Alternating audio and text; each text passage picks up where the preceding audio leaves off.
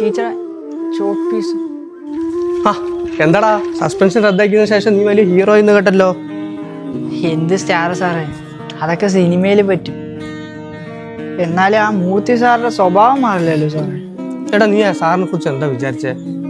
ടെററിസ്റ്റാ അതോ കൊടൂര് വില്ലൻ? പിന്നെ ഞാൻ അയാളെ പുണ്യാളാന്ന് വിളിക്കണ? അയാള് ക്ലാസ്സിൽ കയറി കഴിഞ്ഞാൽ ഞാൻ പുറത്തു പോകണം. ഇത് എവിടുത്തെ മര്യാദയാണ്? അതും എല്ലാ ദിവസവും. ഇതുവരെ എൻ്റെ അച്ഛൻ ഇതുവരെ എന്നെ തല്ലിയിട്ടില്ല. അയാൾ ഇല്ലാത്തത് ഉണ്ടാക്കി പറഞ്ഞ അച്ഛൻ എന്നെ തല്ലി. ഇതിനായിട്ട് സമാധാനം പറയും. എല്ലാം പോട്ടെ, എക്സാമിന് പാതിക്ക് ഇറക്കി വിട്ടിട്ട് ഇപ്പൊ അയാളെ സ്റ്റാർ ആവാൻ നോക്കുന്നു. അപ്പോഴോ? എടോ ആ മൂർത്തി സാറ് താൻ വിചാരിക്കുന്ന പോലെയല്ല. ആൾക്ക് വയ്യാത്തൊരു കൊച്ചുണ്ട്, മന്ദബുദ്ധിയ. അവസാനം ആ കൊച്ചങ്ങ് പോയി മരിച്ചു.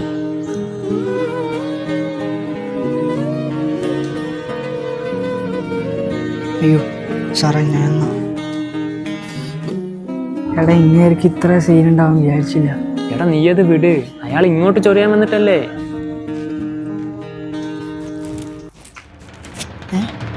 മൂർത്തി സാറല്ലേ? സാറേ, മൂർത്തി സാറേ എന്തു പറ്റിയ? പഴയ പിള്ളേരുടെ സമ്മാനോടോ ഇയാൾക്കും തരാനുണ്ടല്ലോ. സാറേ എണീച്ചേ.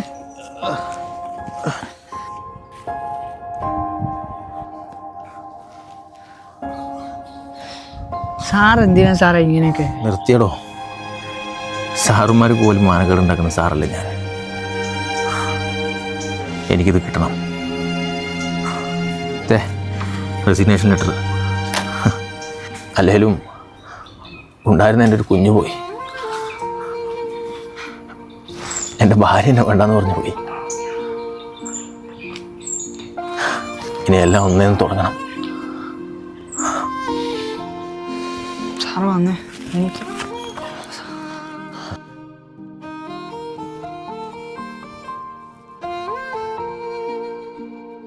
തനിക്കെങ്കിലും എന്നോട് ക്ഷമിക്കാൻ പറ്റണമെങ്കിൽ ക്ഷമിക്കടോ.